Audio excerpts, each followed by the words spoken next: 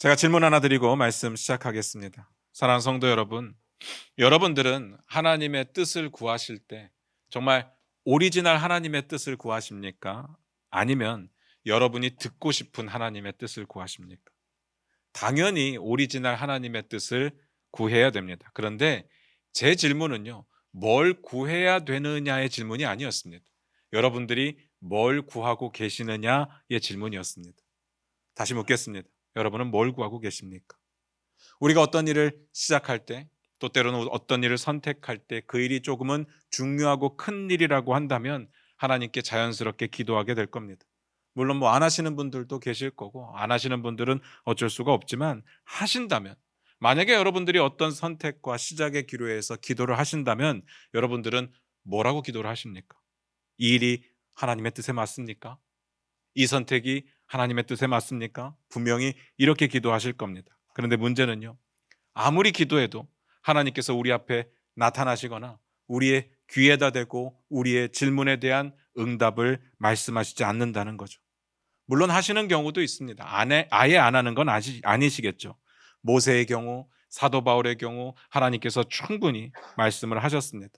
이 말은 다시 말해서 정말 특별한 경우, 하나님의 뜻이 있을 때 하나님의 방식대로 응답을 하실 겁니다. 그러나 대부분은 아니죠. 여러분께 한번 여쭤볼까요? 여러분 중에 하나님을 직접 눈으로 보신 분 계십니까? 여러분 중에 하나님의 음성을 직접 들은 분 계십니까? 아, 이거 하나님의 음성인 것 같은데 이런 거 말고요. 이거 하나님의 말씀하시는 것 같은 느낌이 드는데 이런 거 말고요. 기도하고 있는데 내 마음 가운데 뭔가 뜨거운 게 있어서 이거 하나님 말씀이신 것 같은데 이런 거 말고, 진짜 누가 봐도 이거 하나님의 말씀이라고 생각될 만한 그런 음성을 들어보신 분 계실 겁니까? 계십니까? 아마 없을 겁니다. 저도 없습니다. 딱 한 번 꿈에 하나님의 음성을 들었던 적이 있어요. 그리고 잠이 확 깼습니다. 그 뒤로 잠이 안 오더라고요. 저는 그때 엄청 기도했습니다. 이거 분명히 하나님의 말씀이다. 음성이다. 확신이 들었습니다. 다만 꿈에서 들은 이야기이기 때문에 제가 어디서 말씀하고 다니기는 좀 그랬습니다. 어쨌든 우리가 그렇게 하나님의 뜻을 보지 못하는 거, 듣지 못하는 거, 우리가 믿음이 없거나 적거나 그래서는 아닙니다. 하나님의 뜻이 그냥 그런 겁니다. 하나님이 말씀하시는 방식이 그냥 그런 겁니다. 그러니까 여러분은 어떻게 하나님의 뜻인지 알 수 있느냐라고 묻는 거죠. 아니, 그 전에 하나님의 뜻을 우리는 도대체 왜 묻는 걸까요? 정말 몰라서 묻는 걸까요? 상담을 하다 보면요, 답을 정해놓고 와서 상담을 신청하는 경우들이 꽤 많습니다. 그리고 저에게 의견을 묻죠. 물론 저라는 개인에게 묻고 있겠지만 아마 저에게 묻는 이유는 목회자로서의 소견을 묻는 경우일 가능성이 굉장히 큽니다. 이렇게 말합니다. 목사님은 어떻게 생각하세요? 이 은이라고 하는 조사에 참 많은 의미들이 포함되어 있을 겁니다. 이 은 가운데 분명히 이런 뜻이 있겠죠. 목사님의 신학과 목사님의 철학과 성경의 근거에서 대답을 해주세요. 아마 이런 의미겠죠. 그래서 제가 궁금해서 묻는 거니까 대답을 해줄 때가 분명히 있을 겁니다. 그때 제 얘기를 듣는 사람들이 다 끄덕끄덕하지만 결국에 나중에 보면 다 자기 하고 싶은 대로 합니다. 저한테 왜 묻는 걸까요? 궁금하지 않습니까? 제 생각에는요, 듣고 싶은 대답이 있었던 것 같아요. 내가 가진 어떤 생각에 대해서 성경적인 근거를 찾고 싶었던 것 같습니다. 정말 죄송한데요, 하나님의 뜻도 어떤 게 하나님의 뜻인지 정말 궁금해서 묻는 게 아니라 내 뜻을 정해놓고 하나님이 내 뜻을 지지해 주기를 원해서 묻는 겁니다. 이런 식으로는요, 하나님의 뜻을 절대로 찾을 수가 없습니다. 잘 생각해 보시면 정말 거의 모든 경우에 하나님의 뜻은 이미 주어져 있습니다. 성경에 보면요, 하나님의 원하시는 원리와 원칙이 다 있습니다. 물론 디테일한 경우 각자의 상황이 다르기 때문에 다를 수는 있습니다. 그런데 하나님의 원칙은 이미 다 정해져 있죠. 그래서 여러분들이 물어보실 때 분명히 몰라서 묻는 경우보다는 내가 원하는 답을 얻고 싶은 경우가 대부분일 겁니다. 하나님께서 분명히 보여주셔도, 하나님께서 분명히 말씀으로 보여주셔도 우리는 내 뜻이 너무 확고하기 때문에, 내가 정한 것이 너무 분명하기 때문에 하나님의 뜻을 보지 못할 때가 많죠. 아니, 정확하게 말씀드리면 우리가 외면할 때가 많은 겁니다. 그래서 다시 여쭙습니다. 여러분들은 하나님의 뜻을 구하실 때 정말 오리지널 하나님의 뜻을 구하십니까? 아니면 여러분이 듣고 싶은 하나님의 뜻을 구하고 계십니까? 오늘 본문 말씀 보면서 그 이야기를 좀 나눠보도록 하겠습니다. 마태복음 12장 38절입니다. 같이 읽겠습니다. 시작. 그때 서기관과 바리새인 중 몇 사람이 말하되 선생님이여 우리에게 표적 보여주시기를 원하나이다. 오늘 본문 말씀이 이렇게 시작했습니다. 그때. 이 정도면 이제 눈치채셨죠? 무조건 중요합니다. 그때라는 말은 무조건 중요합니다. 그때가 언제입니까? 주어진 본문을 이해하기 위해서 중요한 게 뭐예요? 전문맥이죠. 지난주 우리가 봤던 내용 기억나십니까? 어떤 일이 있었습니까? 누군가가 귀신 들린 사람 한 사람을 예수님 앞에 데리고 나옵니다. 그 사람은 하필이면 귀신 들려서 눈 멀고 말 못하게 된 사람이었습니다. 제가 하필이면이라는 단어를 사용했는데 왜 그랬는지 아시겠습니까? 눈 멀고 말 못하는 자를 고치시는 건 메시아를 나타낸 고유한 표적이기 때문에 그렇습니다. 그리고 예수님께서 깔끔하게 고쳐주십니다. 그러면 예수님은 메시아인 거죠. 너무 분명하지 않습니까? 간단합니다. 그래서 제가 강조하는 게 뭡니까? 이 치유를 소개하는 마태의 스탠스였습니다. 정말 마태는 이 부분에 깔끔하지 않습니까? 예수께서 고쳐주심에 5글자로 끝내버렸습니다. 뭔 더 설명이 필요하겠습니까? 그거 고치셨으면 메시아가 분명합니다. 마태는요, 표지판이 화려해지는 것을 용납할 수가 없습니다. 표지판은 표지판의 역할만 해야 됩니다. 표적은요, 목적지만 보여주면 되는 겁니다. 우리가 표적을 사랑하면 안 된다는 거죠. 그래서 그렇게 되도록 마태는 굉장히 노력하고 있고 굉장히 절제하고 있습니다. 그런데 이 사건을 두고 바리새인들은 생각이 좀 달랐습니다. 12장 24절을 봅니다. 12장 24절입니다. 같이 읽겠습니다. 시작. 바리새인들은 듣고 이르되 이가 귀신의 왕 바알세불을 힘입지 않고는 귀신을 쫓아내지 못하느니라 하거늘. 이 내용 바로 직전에 어떤 내용이 있었는가 하면 사람들이요, 예수님이 말 못하고 보지 못하는 자를 고치시니까 놀라는 장면이 있었습니다. 그때 사람들이 이렇게 말을 해요. 이는 다윗의 자손이 아니냐. 이는 다윗의 자손이 아니냐. 그들은 놀라면서 이렇게 이야기를 했습니다. 왜냐하면요, 앞에서 말씀드렸듯이 말 못하는 자, 보지 못하는 자를 고치시는 것은요, 메시아를 나타내는 특별하고 고유한 표적이었습니다.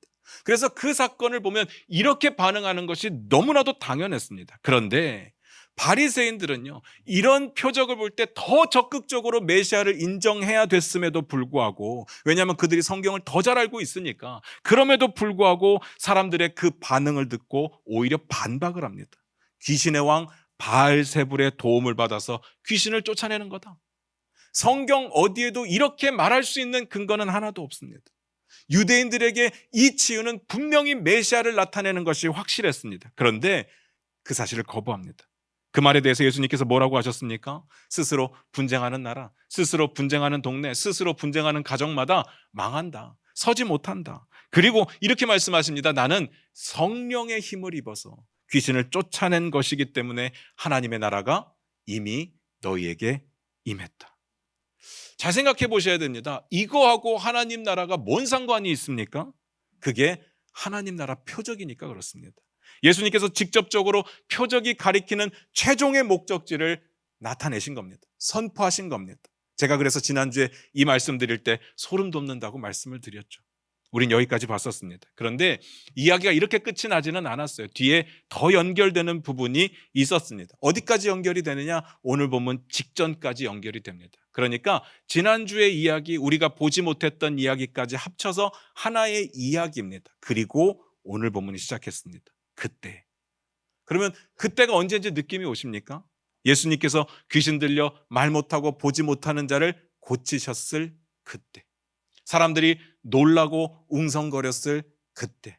바리새인들과 서기관들이 딴지를 걸었을 그때. 그리고 우리가 보지 않았었는데 그들을 향해서 예수님이 경고하시던 그때. 전체적으로 말씀드리면 예수님께서 이 치유 사역을 통해서 본인이 메시아이심을 분명히 밝히셨을 그때를 말하는 겁니다. 그때 무슨 일이 있었습니까? 제가 최근 들어서 계속해서 강조하는 내용이 있었습니다. 예수님께서 바리새인들과 동등한 입장에서 예수님 자신을 보호하고 제자들을 변호하고 계신 것이 아니라고 말씀을 드렸어요.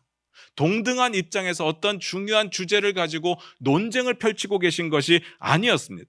여기에서 포인트는 뭐냐? 내가 약속된 메시아다라는 사실에 대한 선포였습니다. 그래서 지지난주에 예수님께서 자신을 뭐라고 표현을 했느냐? 성전보다 큰 이가 여기 있다. 기억나실 겁니다. 이거 엄청 중요하다고 말씀을 드렸죠. 성전보다 큰 이는요, 하나님 한 분밖에는 없습니다. 세상에 존재하는 어떤 건물뿐만 아니라 모든 것들보다 가장 존귀한 것이 뭔가 하면 성전이거든요. 성전이라는 건물 자체가 대단해서가 아니라, 그것이 너무 비싼 것이어서가 아니라, 하나님께서 특별히 성전은 구별하여 두셨습니다. 이곳에 내 이름을 둘 거야. 그러면서 하나님께서 자신의 영광을 성전 가운데 드러냈기 때문에 이 땅의 어떤 것과도 비교가 안 되게 고귀하고 가치 있는 것이 성전이었습니다. 그런데 성전보다 고귀하고 큰 존재는 딱 한 분입니다. 하나님. 그렇게 정하신 하나님. 그런데 예수님이 뭐라고 말씀하셨다고요? 성전보다 큰 이가 여기 있다. 내가 성전보다 큰이다. 다시 말해서 내가 약속된 메시아고, 내가 하나님의 아들이고, 내가 하나님이다. 이 사실을 선포하셨다는 이야기입니다. 이 내용이 포인트였죠. 그러면서 제가 부탁드리는 것은 뭔가 하면요, 이걸 선포하시는 거지 결코 논쟁하시는 게 아니라고 말씀을 드리는 겁니다. 이걸 아셔야 됩니다. 우리에게도 마찬가지이실 겁니다. 선포를 하시죠. 여러분을 설득하거나 여러분과 타협하실 마음은 전혀 없습니다. 무슨 말인지 아시겠습니까? 다시 봅니다. 마태복음 12장 38절입니다. 같이 읽겠습니다. 시작. 그때 서기관과 바리새인 중 몇 사람이 말하되 선생님이여 우리에게 표적 보여주시기를 원하나이다. 그때 어떤 일이 있었습니까? 서기관과 바리새인 중 몇 사람이 말을 했답니다. 서기관과 바리새인들은요, 항상 짝을 이루는 존재들이에요. 둘이 신학이 비슷했나 봅니다. 그래서 항상 붙어 다니며 예수님을 괴롭혔던 사람이에요. 그들 중 몇 사람이 말을 했습니다. 말을 했다는 건 원어적으로 보면 대답을 했다라는 뜻이거든요. 그런데 우리가 생각하는 대답하고는 좀 상황이 다릅니다. 우리가 생각하는 대답은 뭐예요? 질문했으니까 답을 주는 게 대답이죠. 그런데 아무리 봐도 예수님의 말씀 가운데 대답해야 될 만한 질문거리는 없었습니다. 오히려 받아들이지 못하는 사람들을 향한 섬뜩한 경고의 메시지가 기록되어 있죠. 한 구절만 찾아서 읽어볼까요? 마태복음 12장 34절입니다. 같이 읽겠습니다. 시작. 독사의 자식들아 너희는 악하니 어떻게 선한 말을 할 수 있느냐? 이는 마음에 가득한 것을 입으로 말함이라. 독사의 자식들아 라고 말을 합니다. 그러니까 이 단어는요, 이렇게 말씀하신 상황에 대한 자신의 생각을 말하는 거예요. 예수님의 치유 사역이 있었고, 예수님의 치유 사역을 받아들이지 않는 사람들이 있었고, 받아들이지 않는 사람들에게 경고하신 메시지를 듣고 대답을 하는 겁니다. 자신의 입장을 말하는 거예요. 뭐라고 말했다고요? 선생님이여 우리에게 표적 보여주시기를 원합니다. 아니, 금방 보여주셨다고요. 표적을 보여주셨고 그 다음 이야기가 그들이 반대하고 뭐 이런 이야기가 있어서 그게 하나의 이야기라고 말씀드렸어요. 그러니까 좀 전에 표적 보여주셨는데 이들이 하는 이야기가 뭐냐? 선생님 표적 좀 보여주세요 라고 말을 하는 거죠. 여러분, 선생님이라는 말에 혹하고 넘어가시면 안 됩니다. 이거 그냥 상투적인 이야기예요. 오히려 지금 예수님이 뭘 선포하고 계시느냐? 나는 하나님이야. 나는 하나님의 아들이야. 이걸 선포하고 있는데 이들의 입장은 뭔가 하면요, 그건 모르겠고 당신이 하나님인 건 모르겠고 나는 선생님이라고 부를 거야 라는 겁니다. 많이 알고 있으니까 선생님이라고 불러줄게, 그 정도의 이야기인 거죠. 금방 표적을 주셨는데 또 표적을 보여달라 라고 이야기하는 건 앞에 표적을 통해서 우리는 메시아임을 모르겠다는 겁니다. 그러니까 메시아로 인정할 만한 다른 표적을 보여주세요. 성경에서 말씀했던 표적 예수님께서 다 보여주셨습니다. 그런데 성경에 기록된 표적을 보고도 그건 필요 없고 우리가 원하는 다른 표적을 보여주세요라는 뜻이에요. 제가 이 질문을 듣는데 떠오르는 구절이 있더라고요. 우리가 여러 번 봤었는데 마태복음 11장 25절입니다. 같이 한번 읽어보겠습니다. 같이 읽겠습니다. 시작. 그때 예수께서 대답하여 이르시되 천지의 주제이신 아버지여 이것을 지혜롭고 슬기 있는 자들에게는 숨기시고 어린아이들에게는 나타내심을 감사하나이다. 하나님께서 지혜롭고 슬기 있는 자들에게 숨기셨기 때문에 그들은 볼 수가 없어요. 그들은 스스로 지혜롭다고 착각했고 슬기롭다고 착각했으니까요. 잘 생각하셔야 됩니다. 교만한 자들이 보고 싶으면 보고 보기 싫으면 안 보고, 하나님 나라가 그런 싸구려 시스템이 아닙니다. 무슨 말인지 아셔야 돼요. 그들이 자신의 교만함을 버리고 어린아이들처럼 겸손해지지 않으면 절대로 볼 수 없는 것이 하나님의 나라죠. 자기들이 가진 가짜 지혜와 슬기를 가지고는 하나님 나라를 볼 수가 없습니다. 그 가짜 지혜와 슬기가 자신들의 눈을 가리고 있습니다. 하나님 나라를 볼 수 없게 하나님께서 만드셨습니다. 그래서 하나님께서 감춰두신 것을 그들은 교만함으로 볼 수가 없었습니다. 여러분들은 보고 계시죠? 하나님 나라가 무엇이고 예수님이 어떤 분이시고, 이것은 저와 여러분이 엄청 똑똑해서 이걸 알아챈 것이 아닙니다. 하나님의 은혜 가운데 있는 거죠. 얼마나 감사한 일인지 모릅니다. 오늘 본문에 나와 있는 사람들은요, 예수님의 가르침을 보고 치유사역을 보고 그리고 예수님을 메시아로 인정하는 분위기로 돌아섰습니다. 그런데 서기관들과 바리새인들은 받아들일 수가 없었습니다. 여러분 잘 생각하셔야 됩니다. 정보가 부족해서가 아닙니다. 성경 지식이 부족해서가 아닙니다. 교만이 눈을 가렸기 때문입니다. 그러니까 묻는 거예요. 표적을 보여주세요. 제발 좀 보여주세요. 사실요, 구약을 보다 보면 표적을 보여달라고 요청하는 게 그렇게 나쁜 건 아니에요. 구약에 보면요, 모세가 하도 안 믿으니까 하나님께서 요청도 안 해도 보여주신 적이 있었습니다. 야, 지팡이 던져봐. 그럼 뱀으로 변하고, 다시 잡아봐. 그럼 지팡이 변하고. 제발 좀 믿으라고, 확신을 가지라고 하나님께서 표적을 주셨어요. 사사시대 때 기드온은요, 하나님이 말씀하시니까 자기가 못 믿겠다고 양털 가지고 하나님을 시험하잖아요. 양털에만 이슬이 적셔 있으면 믿겠습니다. 해줬더니 또 양털만 안 적셔 있으면 믿겠습니다. 그러잖아요. 하나님께서 다 들어주십니다.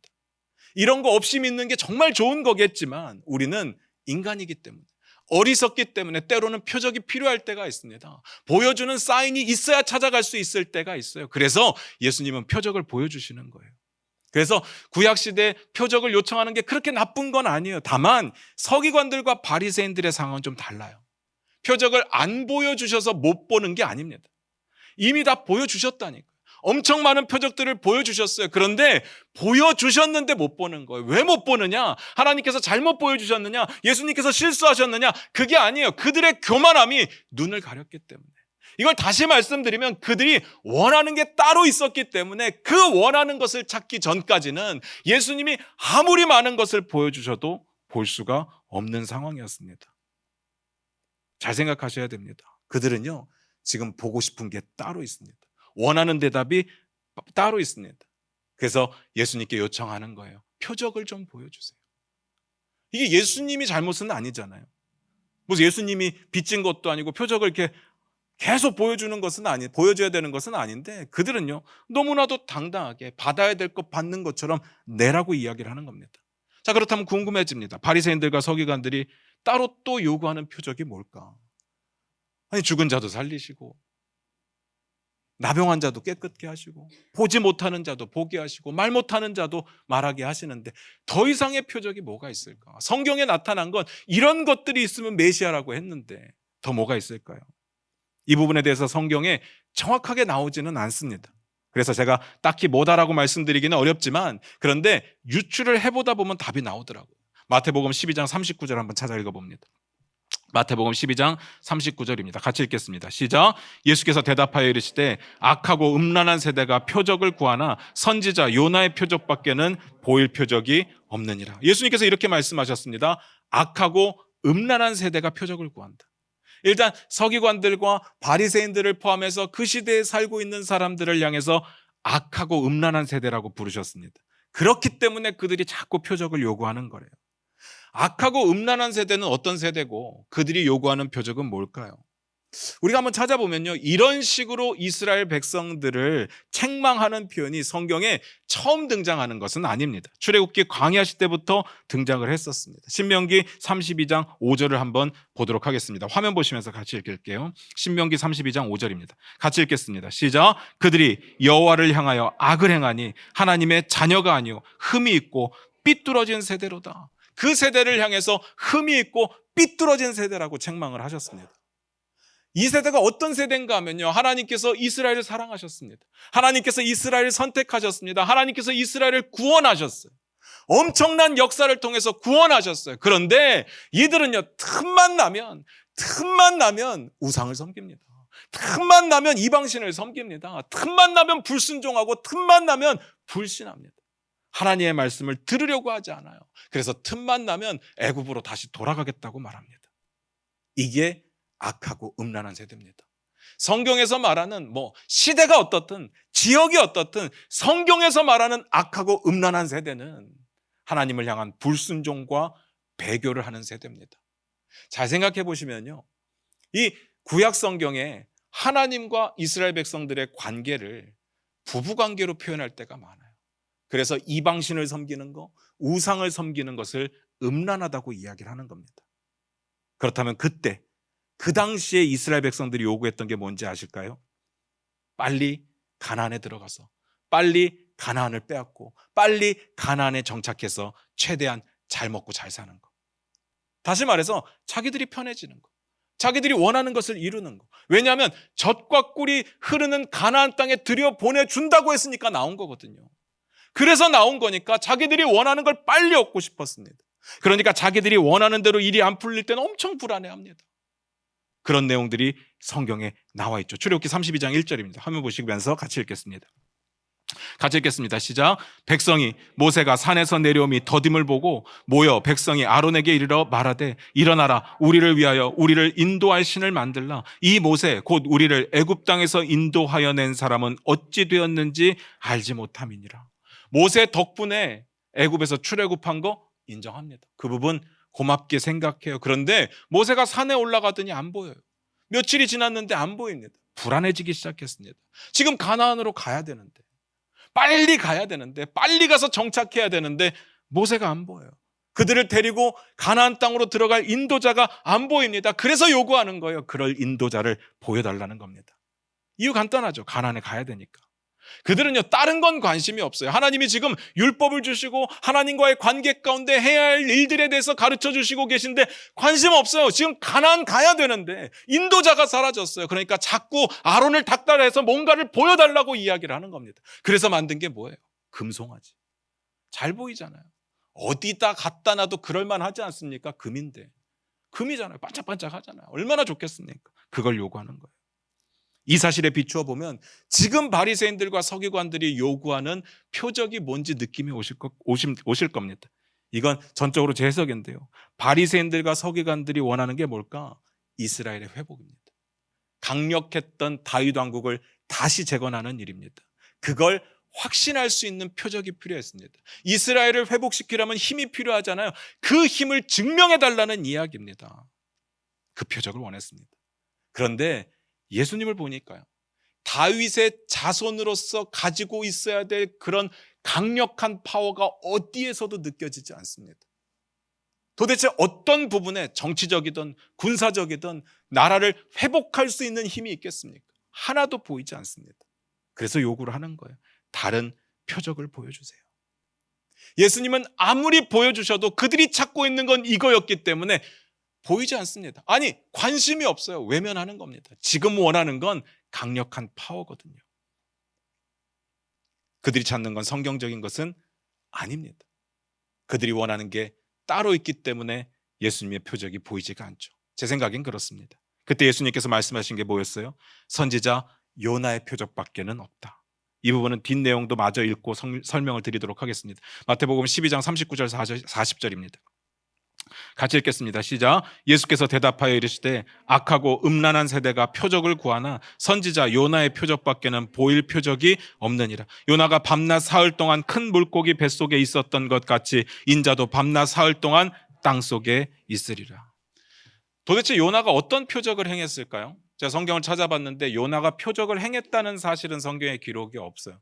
그래서 예수님의 말씀의 뉘앙스를 이렇게 점검을 해보면 요나가 행했던 표적이나 기적에 관한 이야기가 아니라 요나가 경험했던 사건에 대한 이야기를 하시는 것 같아요. 여러분, 요나 이야기 다 아시죠? 제가 간단하게 말씀드리면 하나님께서 요나 선지자를 부르십니다. 그리고 니느웨로 가서 그들을 심판할 테니까 경고를 하라고 하시죠. 그런데 요나가 가기 싫었어요. 왜냐하면요, 니느웨 사람들은 이스라엘을 괴롭히는 사람들이거든요. 그들은요, 하나님을 모르는 사람들이에요. 그들에게 가서 회개하라고 전파하기가 싫었습니다. 그래서 어떡합니까? 니느웨로 가라는데 정반대 방향으로 갑니다. 다시스로 가기 위해서 요바에 가서 배를 탔다고 나와 있습니다. 하나님도 가만히 있지 않으시죠. 풍랑을 보내십니다. 그리고 물에 빠뜨리게 하시죠. 그리고 큰 물고기가 삼키고 3일 동안 삼키고 있다가 육지에 토해냈습니다. 그 사건이요.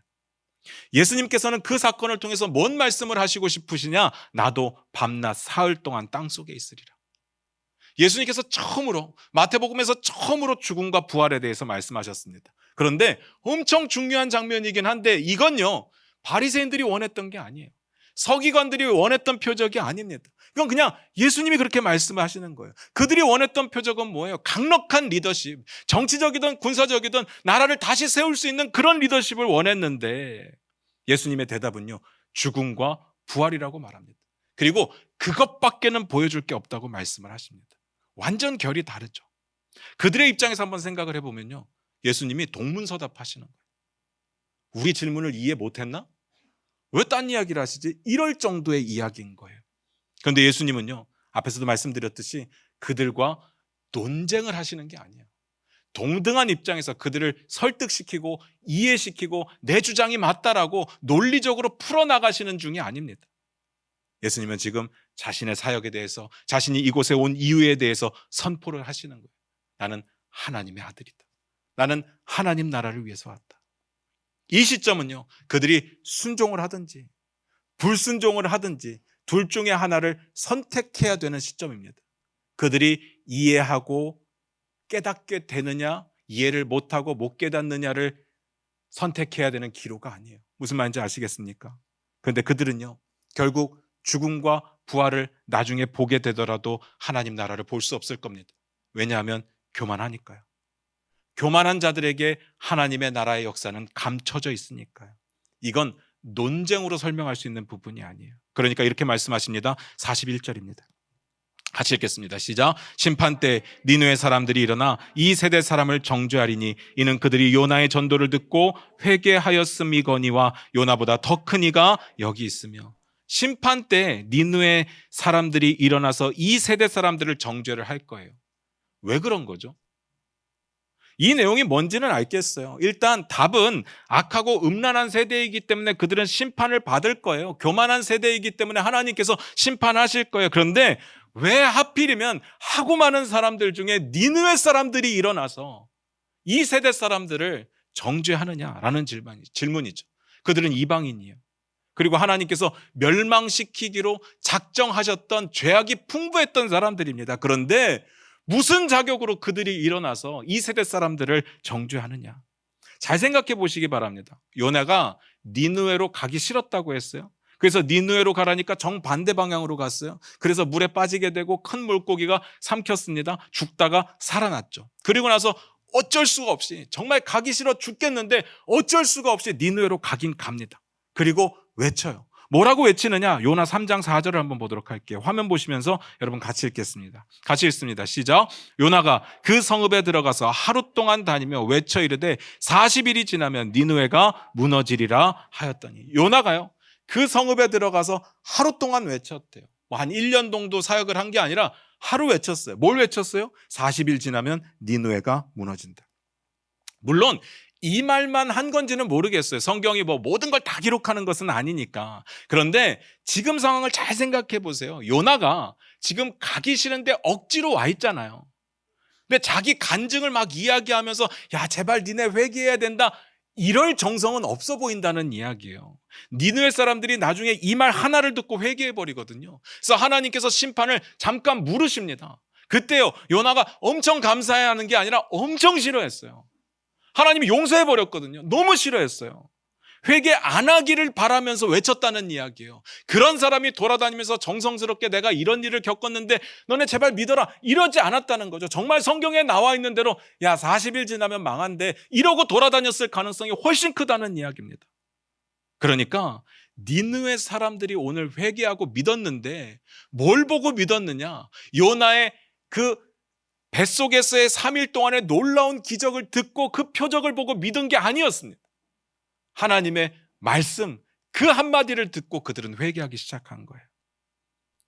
뭔 말인지 아시겠습니까? 그들은 표적 때문에 믿은 게 아니에요. 하나님의 말씀 때문에 믿었습니다. 그런데 포인트는 이거예요. 너네는 뭐냐는 거예요. 그때 니느웨 사람들은 이방인이고 죄악이 가득했기 때문에 하나님이 멸망시키기로 작정한 건데, 그런 사람들도 정말 건성건성 대충대충 복음을 선포하는 요나의 이야기를 듣고 회개했는데 니네는 뭐냐는 거예요. 내가 너희를 사랑하고 하나님께서 놀라운 역사를 펼치시고 유대인들로 선택하여 주시고 말씀을 가르쳐 주시고 선지자를 보내주시고 수도 없이 가르쳐 줬는데 너네는 뭐냐는 거예요. 그러면서 이렇게 말씀하시는 거예요. 요나보다 큰 이가 여기 있다. 정답은 우리가 알죠. 우리는 왜 듣지 못할까요? 교만하니까. 우리의 마음에 딴 생각이 있으니까요. 스스로를 지혜롭다고 생각하고 스스로를 슬기롭다고 착각하니까요. 우리가 한 번쯤은 고민해 봐야 될 문제입니다. 우리가 하나님의 뜻을 찾을 때가 많잖아요. 다양한 경우에. 그런데 하나님의 뜻을 항상 발견하는 것은 아니에요. 찾지 못할 때가 훨씬 많아요. 여러분 왜 그렇다고 생각하셨습니까? 지금까지 하나님의 뜻을 모를 때 왜 그렇다고 생각하셨습니까? 정말 하나님께서 이 시대는 침묵하고 계셔서 그럴까요?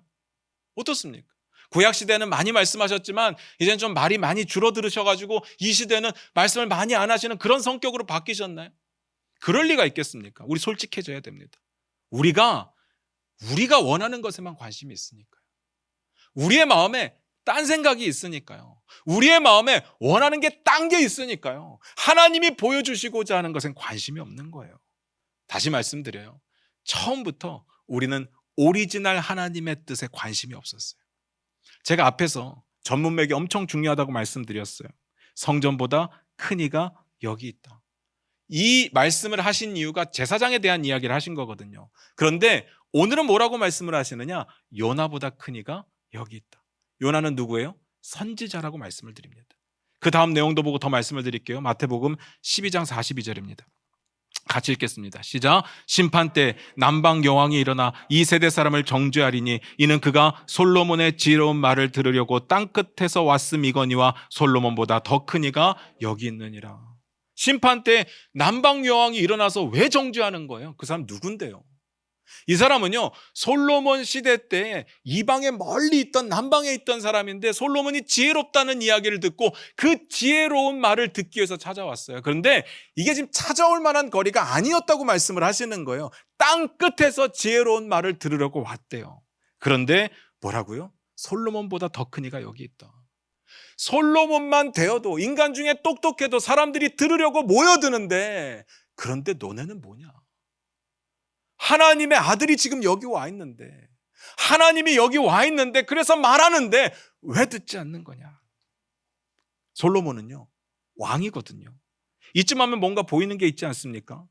예수님께서 동일한 패턴으로 말씀을 하시잖아요. 성전보다 크니 제사장이라고 말씀드렸고요. 요나보다 크니 선지자라고 말씀을 드렸고요.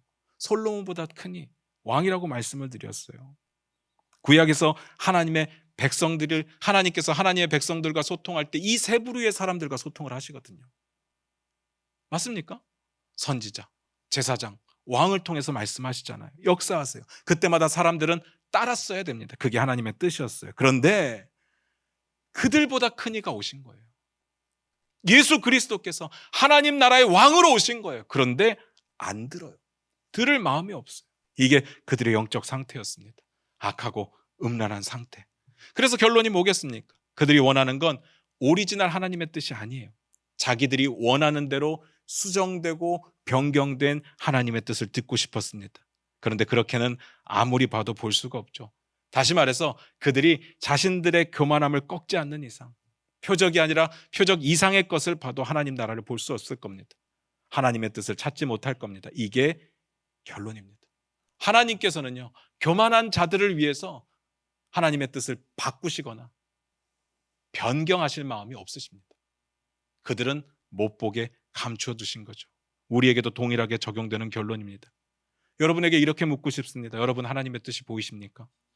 우리가 하나님의 뜻을 찾고 있습니까? 찾았습니까? 만약에 우리가 여전히 궁금하다면 그 원인은 하나님께 있는 게 아닙니다. 우리 안에 있는 거죠.